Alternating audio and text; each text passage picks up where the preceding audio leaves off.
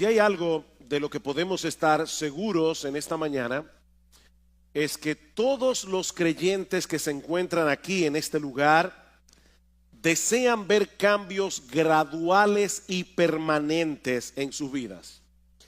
Todo verdadero creyente se encuentra en un proceso de santificación a través del cual nos vamos pareciendo cada vez más al carácter, a la imagen de nuestro bendito Señor y Salvador Jesucristo, a la vez que vamos muriendo cada vez más a todas aquellas actitudes, a todos aquellos rasgos de carácter que son contrarios a nuestro Señor.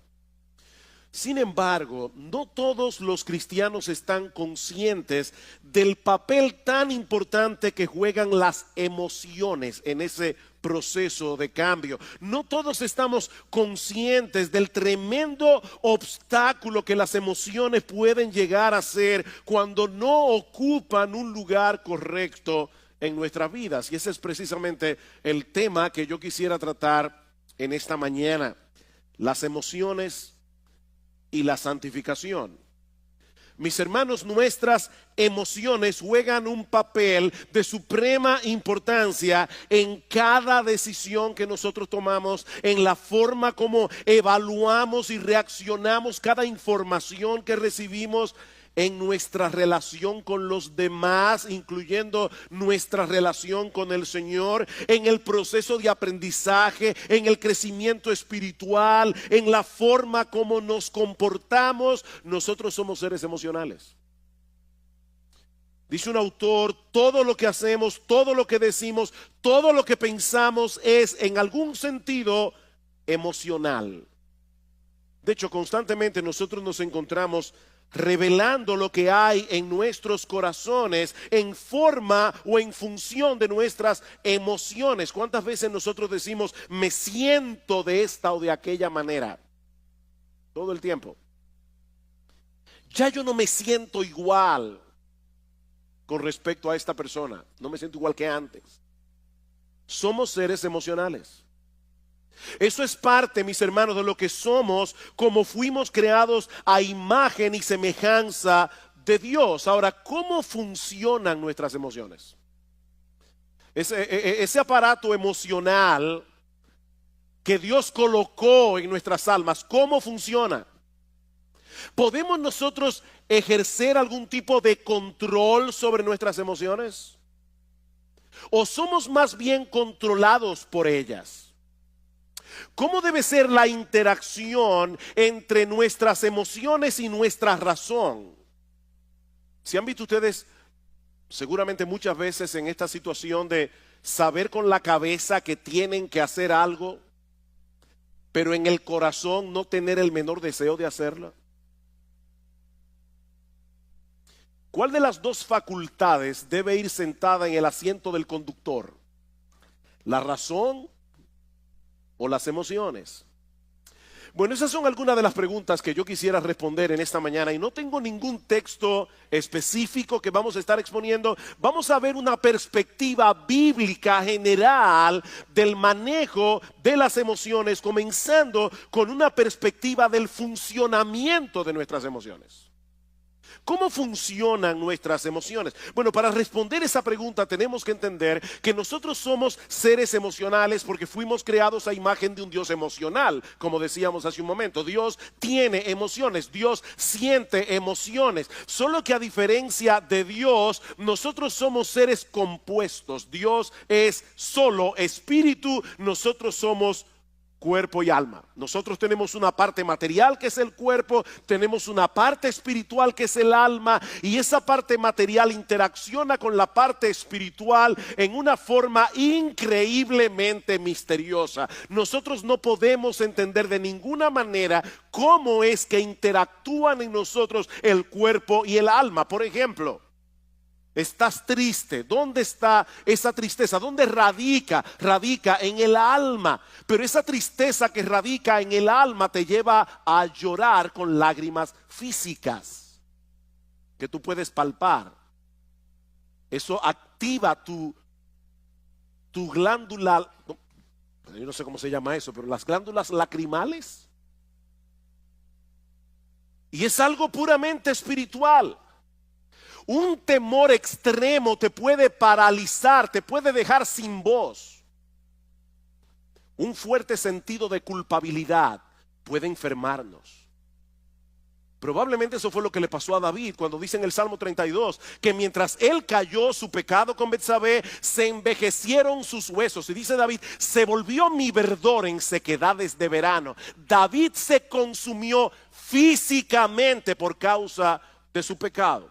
Ahora, noten algo muy importante aquí. En todos estos ejemplos que yo acabo de dar, de reacciones emocionales, existe una condición previa que nosotros evaluamos y a la cual reaccionamos, y eso produce emociones. En otras palabras, nuestras emociones tienen una estrecha relación con nuestra percepción o con nuestra evaluación de las cosas. Esa percepción puede ser real, puede no ser real, pero el hecho de que nosotros percibamos la realidad de cierta manera es lo que produce en nosotros una reacción emocional. Por ejemplo, el sufrimiento del Señor Jesucristo en el huerto de Getsemaní era real, causado por la perspectiva de un dolor real. El Señor sabía que unas horas más tarde Él iba a estar colgado de una cruz e iba a recibir sobre sí todo el peso de la ira de Dios por causa de nuestros pecados. ¿Qué produjo eso en el Señor? Mi alma está muy triste hasta la muerte, dijo Cristo. La perspectiva de ese dolor, que era real, produjo en el Señor una reacción emocional. Ahora, puede darse el caso de una persona que experimenta una agonía real en su corazón ante la perspectiva de un problema irreal. La Biblia dice, no os afanéis por el día de mañana. ¿Cuántas personas están esperando un problema que nunca llega, pero lo sufren como si fuera real? Aquí tenemos una agonía real producida por una cosa irreal. De manera que las emociones, mis amados hermanos, no se producen en nosotros porque sí. Nuestras emociones no son meras reacciones químicas, como dicen algunos, sobre las cuales no tenemos ningún control. Nuestras emociones se producen como resultado de nuestra percepción o evaluación de las cosas. Por eso alguien ha dicho muy atinadamente que nuestras emociones revelan nuestras creencias y revelan nuestros valores. Nuestras emociones revelan nuestras creencias, revelan nuestros valores. Yo no tengo temor de perder aquello que a mis ojos tiene poco o ningún valor. Eso no me causa tristeza. Así que aquello que te causa una profunda tristeza es lo que revela dónde están tus valores. ¿Qué es lo que tú colocas por encima de lo demás? Yo no me airo por lo que no me importa. Las emociones siempre tienen un objeto en la mira que a nuestros ojos posee algún valor. Brian Borgman dice, por ejemplo, pensar en la ira no produce ira. Vamos a suponer que usted está en la universidad, están dando una clase sobre la ira.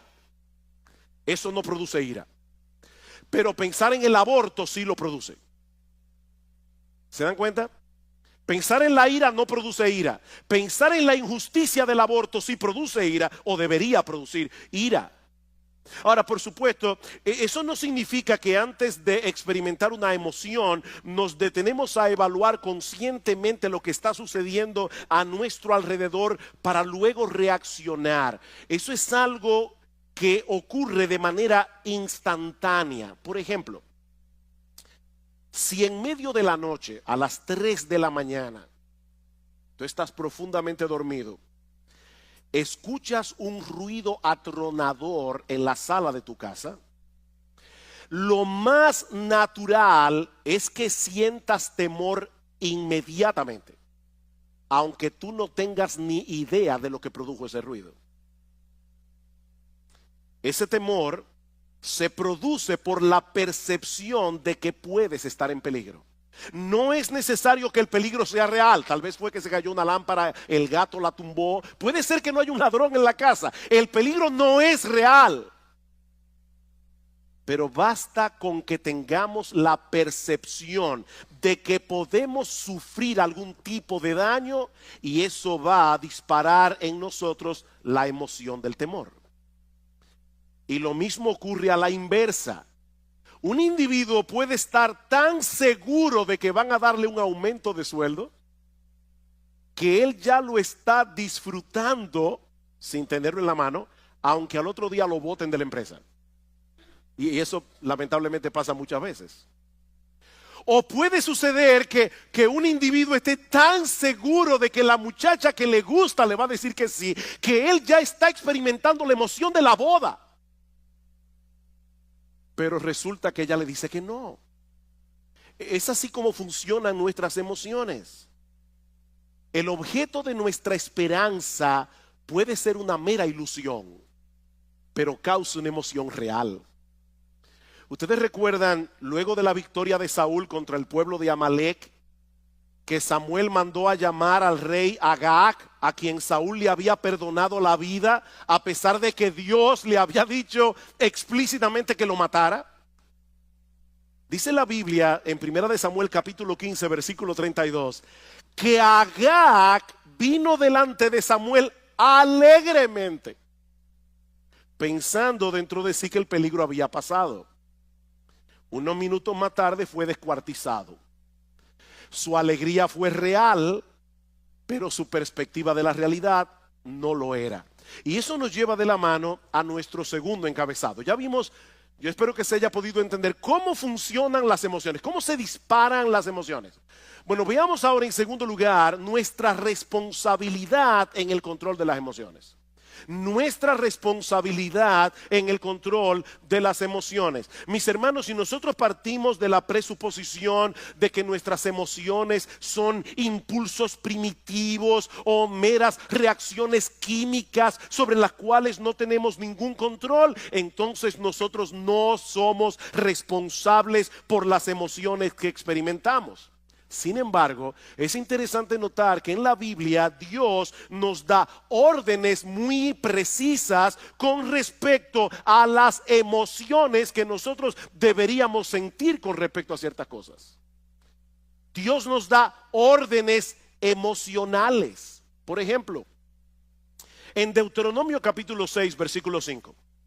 Dice que nosotros debemos amar a Dios. ¿Cómo? Con todo nuestro corazón, con toda nuestra alma, con todas nuestras fuerzas. Ese es un deber que Dios impone sobre el hombre. Y eso no solo incluye nuestra voluntad, eso incluye nuestras emociones. Mis hermanos, lo que Él espera de nosotros no es una obediencia fría, formalista, mecánica a sus mandamientos. Lo que Dios espera de nosotros no es una ortodoxia fría. Lo que Dios espera de nosotros es que le amemos, que le adoremos, que le alabemos, que le sirvamos con todo nuestro ser. Y eso incluye nuestro intelecto, incluye nuestra voluntad e incluye nuestras emociones.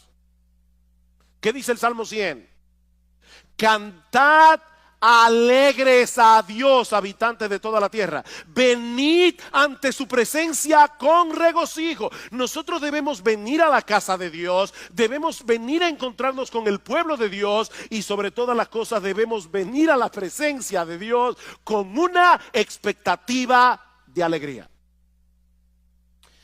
Ahora yo me imagino a algunos aquí pensando: pastor, pero es que yo no puedo darle una orden a mis emociones para sentir ciertas cosas o para dejar de sentir otras cosas. ¿Cómo yo hago eso? Y eso es verdad, en parte. Yo no puedo decirme a mí mismo, si estoy, ¿verdad?, frío, apático, y voy a la iglesia, vengo para la iglesia, yo no puedo decirme a mí mismo: voy a tener gozo, voy a tener gozo, voy a tener gozo. De paso, eso suele matar el gozo. Cuando tú te levantas por la mañana y dices yo tengo que tener gozo, eso no te va a producir gozo. Ahora, noten algo interesante en ese texto de Deuteronomio 6 que yo acabo de citar. Dice el Señor, amarás, ¿verdad? Amarás al Señor tu Dios con todo tu corazón, con toda tu alma, con toda tu mente. Y luego el pasaje continúa diciendo, y estas palabras que yo te mando hoy estarán sobre tu corazón, y las repetirás a tus hijos, y hablarás sobre ellas estando en tu casa y andando por el camino y al acostarte y cuando te levantes, y las atarás como una señal en tu mano y estarán como frontales entre tus ojos, y las escribirás en los postes de tu casa y en tus puertas. En otras palabras, ese amor de Dios se nutre del conocimiento que nosotros obtenemos acerca de Dios por medio de su revelación. Para amar a Dios con todo nuestro ser, alma, intelecto, voluntad, emociones, necesitamos información fidedigna acerca de Dios. Una información que, según este texto, nosotros debemos traer continuamente a nuestras cabezas y a la mente de nuestros hijos. En otras palabras, hay una relación estrecha entre nuestras emociones y nuestro conocimiento. Hay una relación estrecha entre nuestras emociones y nuestro proceso de pensamiento. Por ejemplo, Salmo 18, versículos 1 al 3, dice el salmista: yo te amo, Jehová, fortaleza mía. Jehová, roca mía y castillo mío, mi libertador, Dios mío, fortaleza mía, en él confiaré, mi escudo y la fuerza de mi salvación, mi alto refugio. Invocaré a Jehová, quien es digno de ser alabado, y seré salvo de mis enemigos. Estas expresiones de amor de parte del salmista surgieron de una percepción adecuada de Dios, fruto de la percepción y del conocimiento verdadero que el salmista tenía acerca de Dios. Dios es un refugio, Dios es un castillo en el cual podemos escondernos en tiempos de aflicción. Y lo mismo podemos decir acerca del amor al prójimo. Los dos mandamientos más importantes son: amarás al Señor tu Dios y al prójimo como a ti mismo. Y eso incluye emociones de compasión, eso incluye emociones de misericordia. Ahora, ¿cómo surgen esas emociones en nosotros? Escuchen este pasaje en Levítico 19:33. Cuando el extranjero morare con vosotros en vuestra tierra, no le oprimiréis. Como a un natural de vosotros tendréis al extranjero que mora entre vosotros, y lo amarás como a ti mismo, porque extranjero fuisteis vosotros en la tierra de Egipto. ¿Se dieron cuenta de esa conexión? Lo amarás como a ti mismo, porque extranjeros fuisteis vosotros en la tierra de Egipto. En otras palabras, la memoria de sus penurias, cuando ellos eran extraños, extranjeros y esclavos en Egipto, podía disponer sus corazones a experimentar misericordia y compasión por los extranjeros. El hecho de ponernos conscientemente en el lugar del que sufre es una forma de cultivar algunas emociones que generalmente acompañan un amor genuino al prójimo. ¿Saben cuál es nuestro problema? Nosotros vivimos tan centrados en nuestro pequeño mundo, en nuestro pequeño reino, que no nos ponemos en el lugar de los demás y consecuentemente no sentimos las emociones que deberíamos sentir asociadas con el amor al prójimo. Somos demasiado egocéntricos. Así que, hermanos, nosotros somos responsables por el cultivo de emociones piadosas. Somos responsables. En Romanos capítulo 12 el apóstol Pablo da una serie de mandatos. Y observen cómo cada uno de estos mandatos va conectado con nuestra vida emocional. El que preside debe hacerlo con solicitud. El que hace misericordia debe hacerlo ¿cómo? Con alegría. Debemos aborrecer lo malo, debemos seguir lo bueno. Amaos los unos a los otros con amor fraternal. En lo que se requiere diligencia, no debemos ser perezosos. Debemos ser fervientes en el espíritu. Debemos ser gozosos en la esperanza. Debemos ser sufridos en la tribulación. Emoción tras emoción tras emoción, conectado con nuestros deberes. La vida cristiana que es digna de Dios y de su agrado, mis amados hermanos, incluye un sano despertar de nuestras emociones. Y eso me lleva ahora a mi tercer y último encabezado. Ya vimos cómo funcionan las emociones, ya vimos la responsabilidad que tenemos de controlar nuestras emociones. Veamos ahora el papel que juega la verdad en el control de nuestras emociones. El papel que juega la verdad en el control de nuestras emociones. Ya hemos visto que las emociones tienen una estrecha relación con nuestro entendimiento, con nuestra evaluación de lo que percibimos. Por lo tanto, mis hermanos, los pensamientos con los que llenamos nuestras mentes, aquellos pensamientos que son el objeto de nuestra meditación, jugarán un papel de suprema importancia en las emociones que sentimos, para bien o para mal. Por eso Pablo dice en Romanos capítulo 12 que nosotros no debemos conformarnos a este siglo, sino que debemos ser transformados por medio de la renovación de nuestro entendimiento. El proceso de santificación en la vida cristiana tiene como centro operativo nuestro entendimiento, no nuestras emociones. ¿Oyeron eso, hermanos?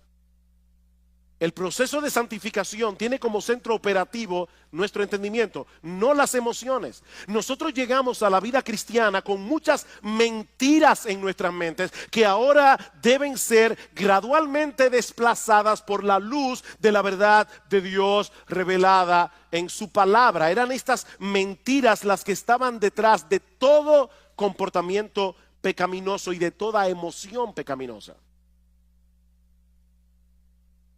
Vamos a Efesios capítulo 4, versículo 17.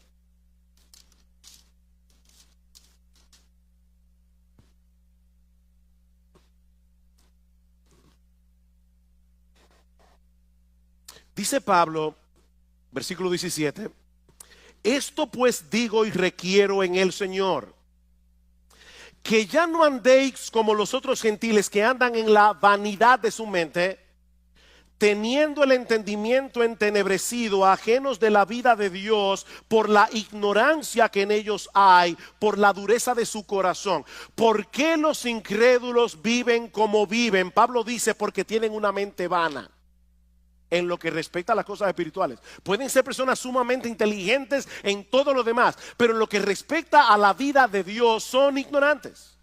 Ignoran la eternidad, ignoran la gloria de Dios, ignoran la majestad de Dios, ignoran la belleza de Dios. Y por esa razón van detrás de cosas vanas. Tim Chester dice, nosotros pecamos porque creemos la mentira de que estamos mejor sin Dios, de que sus reglas son opresivas, de que seremos libres sin Él, de que el pecado ofrece más que Dios. Es una forma equivocada de pensar que produce emociones equivocadas y un patrón de vida equivocado. Más adelante dice Chester, no mucha gente se ve a sí misma como alguien que cree mentiras. Pero cada vez que nosotros dejamos de confiar en la palabra de Dios, estamos creyendo en otra cosa, ¿no es así? Y esa otra cosa siempre es una mentira. La palabra de Dios es verdad. Todo lo que tú crees que es contrario a la palabra de Dios es una mentira. Y esa mentira va a producir en ti pecado. Y mis hermanos, esto es algo crucial. Recuerden que nuestras emociones dependen de nuestra percepción de la realidad. ¿Por qué nos deprimimos y nos amargamos ante las circunstancias adversas de la vida? ¿Por qué? Oh, pastor, pero eso es obvio. Si yo tengo un problema económico, me voy a deprimir porque tengo un problema económico. Si tengo un problema de salud, me voy a deprimir porque tengo un problema de salud. No, no. La razón por la que nos deprimimos y nos amargamos ante las circunstancias adversas de la vida es porque en el fondo de nuestros corazones nosotros no creemos que Dios esté en control. Es porque en el fondo de nuestros corazones nosotros no creemos que Dios nos ama. Nosotros no creemos que Dios está obrando a nuestro favor. ¿Se dan cuenta? Y no importa lo que tú digas con tu boca acerca de lo que tú dices creer. No, tu vida emocional revela qué es lo que tú realmente crees. Alguien decía que hay una brecha, un abismo entre lo que nosotros creemos en teoría y lo que creemos en la práctica. Hay una brecha allí. Déjenme ponerles un ejemplo. Y quiero ser lo más práctico que yo pueda, por eso estoy poniendo muchos ejemplos en esta mañana, porque este no es un tema fácil de entender. No es algo tan fácil de agarrar conceptualmente. Basado en la enseñanza de Pablo en la carta a los Colosenses, una de las cosas que Pablo nos dice en esa carta es que nuestra identidad está en Cristo y que nosotros estamos completos en Él. Colosenses capítulo 2, versículo 9 al 10. Eso quiere decir, mis amados hermanos, en términos bien prácticos, que nosotros no tenemos que tratar de probarle nada a nadie. Nosotros no tenemos que tratar de impresionar a nadie con nuestro desempeño, porque nuestra valía no depende de nosotros, depende únicamente de Cristo. Únicamente. De hecho, como decíamos cuando predicamos la serie de Colosenses, nosotros ni siquiera tenemos que tratar de impresionar a Dios, porque ya Jesús lo impresionó por nosotros. Ahora bien, un creyente puede estar aquí hoy en la mañana escuchando esto que yo acabo de decir como una declaración, nuestra valía, nuestra identidad, todo está en Cristo, nosotros estamos completos en Cristo. Un creyente puede estar aquí hoy, ahora mismo, en esta mañana, y estar asintiendo a esta enseñanza bíblica con todas sus fuerzas. Si nuestra identidad está en Cristo, o como dice Pablo en el capítulo 3 de Colosenses, nuestra vida está escondida en Él. Pero resulta que mañana, cuando este individuo que está aquí sentado hoy llega a su trabajo, le dan la información de que él ha sido despedido. Era un trabajo muy bien remunerado en una empresa muy reconocida. Ahora, esta persona tiene buenos ahorros, ha recibido una abundante remuneración por sus prestaciones laborales. Sin embargo, ahora se siente profundamente abatido, profundamente deprimido, porque en su mente él ha perdido su razón de ser en la vida. Antes él era alguien, porque él trabajaba en esta empresa tan reconocida. Pero ahora él se siente como un don nadie, más digno de compasión que de respeto. ¿Saben por qué? Porque en la mente de ese individuo, no importa la teología que él decía con la boca, en la mente de este individuo su identidad no depende de Cristo, depende de sus logros personales. Y eso le puede pasar a un padre. O sea, su identidad depende de que la gente lo reconozca como un buen padre. Una madre, su identidad depende de que la gente la reconozca como una buena madre. Y por supuesto, cuando sus hijos hacen una de las suyas, sobre todo públicamente, delante de todo el mundo, su universo se desmoronó, porque toda su identidad descansaba en esa identidad que esa persona había forjado. Ahora fíjense, este individuo que perdió el empleo, él sigue siendo cristiano, ¿verdad que sí? Él es creyente, solo que ahora es un creyente desempleado, de manera que su identidad primaria no ha cambiado, sigue siendo exactamente la misma. Él es un pecador salvado por gracia, justificado por la fe en la persona del Señor Jesucristo. El problema es que él todavía continúa sintiendo la necesidad de probar algo. No sé si se dan cuenta de lo que estoy tratando de explicar aquí. Él está tratando de probar algo, de justificarse ante los demás, o de justificarse ante sí mismo, cuando lo cierto es, mis amados hermanos, que nosotros no tenemos nada que probar. Cristo es nuestra identidad y eso no cambia con las circunstancias. ¿Ven ustedes, mis hermanos, cómo la mentira obra en nosotros? Así que si queremos ver cambios en nuestras vidas y llegar a ser emocionalmente estables, necesitamos que la verdad de Dios revelada en su palabra continúe desplazando las mentiras de nuestros corazones. Dice Tim Chester, la santificación consiste en hacer cada vez más pequeña la brecha que hay entre nuestra fe confesional y nuestra fe funcional.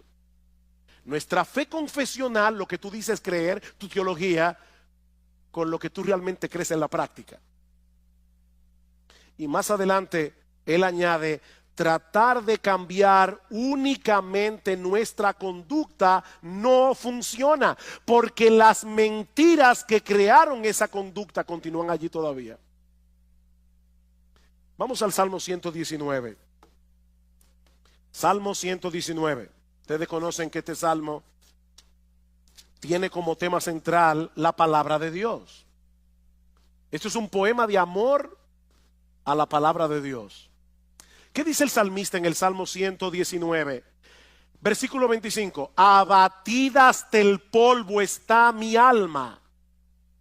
Vivifícame según tu palabra. ¿Qué puede sacarte de ese abatimiento? La verdad de la palabra de Dios. Versículo 28. Se deshace mi alma en ansiedad. ¿Qué debo hacer? ¿Tomar un ansiolítico? No, susténtame según tu palabra. Versículo 49. Acuérdate de la palabra dada a tu siervo, en la cual me has hecho esperar. Ella es mi consuelo en mi aflicción, porque tu dicho, lo que tú dices, Señor, que es la verdad verdadera, es lo que me ha vivificado. Versículo 92. Si tu ley no hubiese sido mi delicia, ya en mi aflicción hubiera perecido. Nunca jamás me olvidaré de tus mandamientos, porque con ellos me has vivificado, con la palabra de Dios. Versículo 111. Por heredad he tomado tus testimonios para siempre, porque son el gozo de mi corazón. Mis hermanos, ¿qué es lo que el salmista está diciendo aquí? Que es la verdad de Dios revelada en su palabra la que nos hace libres. Es la verdad de Dios revelada en su palabra la que nos consuela. Es la verdad de Dios revelada en su palabra la que levanta nuestra alma abatida. Es la verdad de Dios revelada en su palabra. Es el evangelio, mis hermanos, lo que nos hace libres. Es la verdad revelada en la palabra de Dios la que debe ir sentada en el asiento del conductor de nuestras vidas, no las emociones.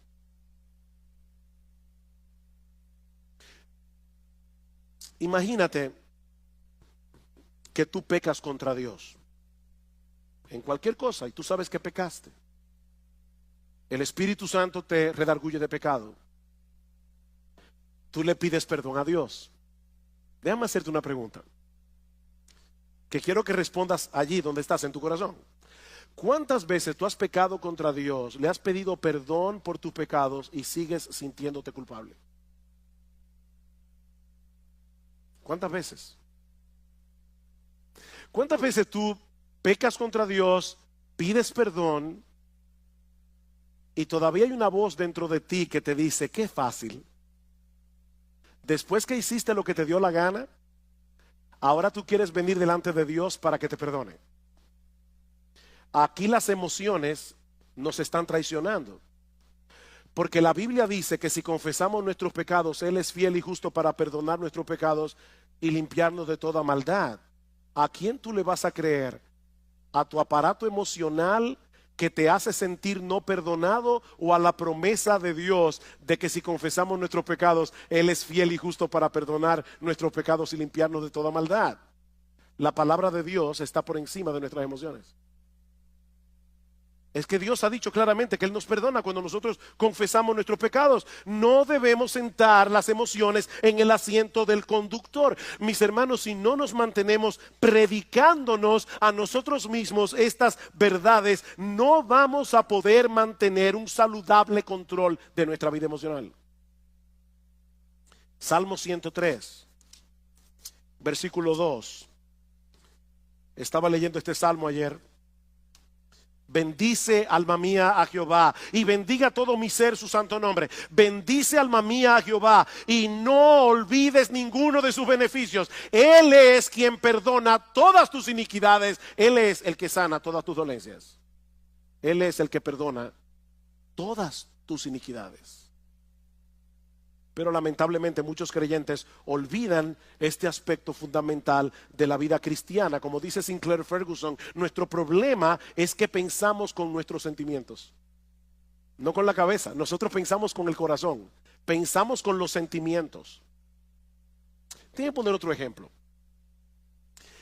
¿Qué debe hacer un creyente que no siente gozo en Dios?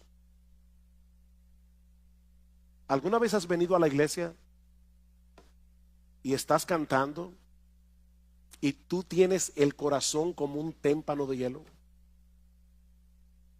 Eso nunca te ha pasado.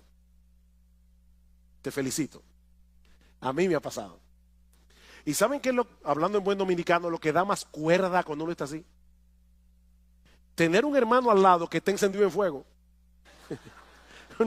Uno está aquí tratando de alabar a Dios, pero uno sabe que está con el corazón como un témpano de hielo. Y el hermano que está aquí al lado, él está en el cielo.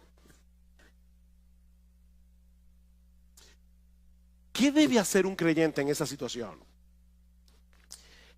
Él debe, una de las cosas que él no debe hacer, es fingir una emoción que él no tiene.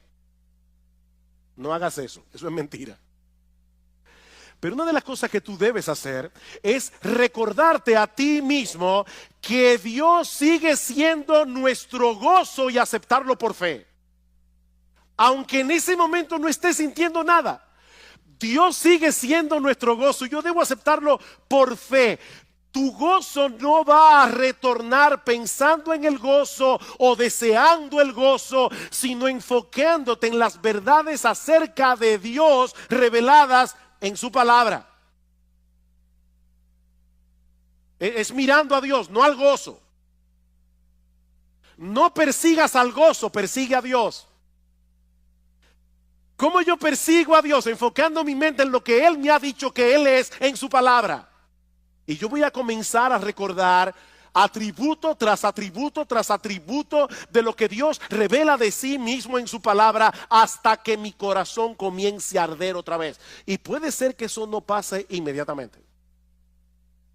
Eso puede tomar horas, eso puede tomar días, pero nosotros vamos a estar luchando con el ángel hasta que Él nos bendiga. ¿Te sientes temeroso porque tú no tienes el control de muchas cosas que pueden ser una amenaza eventual en tu vida? Recuerda que nuestro Dios es grande y todopoderoso. Todas las cosas que existen fueron creadas por Él, y Él está en control de todas y cada una de ellas. Dice en Mateo capítulo 10 versículo 29 al 31 que no se cae un pajarito del cielo sin que la voluntad de Dios así lo permita. ¿Saben lo que ocurre cuando no confiamos en el control soberano de Dios? Que entonces nosotros trataremos de asumir ese control en una forma pecaminosa, ya sea tratando de dominar por la fuerza a los demás o de manipularlos. La manipulación no es más que un intento de tomarle a Dios el control. Yo quiero controlar a las personas a mi alrededor. Otro ejemplo. ¿Te has dado cuenta que muchos de los pecados que nosotros cometemos tienen que ver con nuestro afán de obtener la aprobación de otros o por temor a que otros te rechacen? ¿Tú te has dado cuenta de ese movimiento de tu corazón? La Biblia le llama a eso temor a los hombres. Y en Proverbios capítulo 29, versículo 25, dice que el temor a los hombres es como un lazo que nos esclaviza. Ese es un problema muy común que se manifiesta de muchas maneras. Por ejemplo, susceptibilidad a la presión de grupo. Necesitar que las personas me den algo, cariño, respeto, admiración, preocupación por nuestra autoestima, llenarte de compromisos porque no sabes decir que no. Eso es temor a los hombres. pequeñas mentiras para lucir bien delante de los otros, compararte con otras personas, sentir temor de compartir el evangelio. Eso es temor a los hombres. ¿Cómo podemos lidiar adecuadamente con el temor a los hombres? Bueno, la psicología humanista nos aconseja aumentar nuestra autoestima, y lamentablemente muchos creyentes han caído en esa trampa. Pero eso no resuelve el problema, sino que lo complica. Porque en realidad la baja autoestima no es otra cosa que una elevada autoestima disfrazada. ¿Tú oíste eso? La baja autoestima es una elevada autoestima disfrazada. Déjeme explicar eso, porque sé que veo la cara de algunos mirándome así como con una cara de signo de interrogación. Una persona puede ser muy tímida, le da temor abrir la boca, y algunos dicen es que el pobre tiene una baja autoestima. No, no, no, no.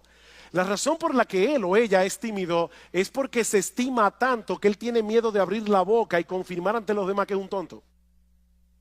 Es mejor callarse y dejar que las personas sospechen que tú eres un tonto, abrir la boca y confirmar que lo eres.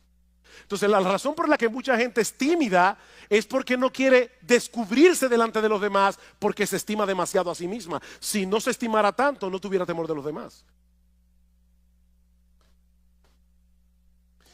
En el fondo, nuestro problema con todas esas cosas que yo he mencionado es que estamos creyendo que no tenemos el estatus que creemos merecer. Alguien dice, nosotros elevamos deseos que a menudo son buenos en sí mismos: el deseo de ser amado, el deseo de afirmación, el deseo de respeto. Elevamos eso al nivel de necesidades sin las cuales pensamos que no podemos tener una vida equilibrada. Hablamos de necesitar la aprobación y la aceptación de otros cuando nuestra verdadera necesidad es glorificar a Dios y amar a las personas. Esa es tu verdadera necesidad, glorificar a Dios, no que la gente viva para ti. ¿Cuál es el remedio para el temor a los hombres? El temor a Dios. El temor a Dios. Él es grande, Él es glorioso, Él es digno de admiración, Él es digno de temor reverente, Él es digno de adoración. Medita a menudo en su gloria, su grandeza, su justicia, su santidad, su amor, su poder, su esplendor, su belleza, su gracia, su misericordia, su compasión, y tú vas a ver cómo el temor a los hombres comienza a desvanecerse en tu corazón. Salmo 27.